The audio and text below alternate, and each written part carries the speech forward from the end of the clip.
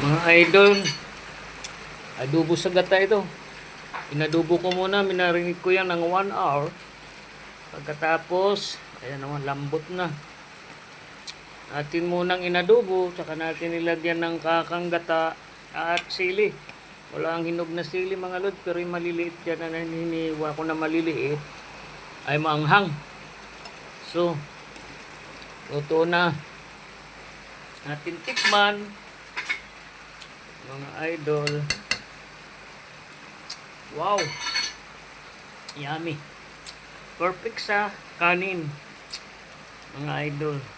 Sa ganito ang ulam, ubos ang bahaw.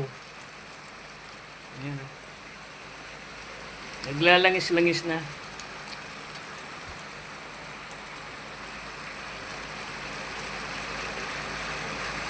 Sarap. Thank you for watching.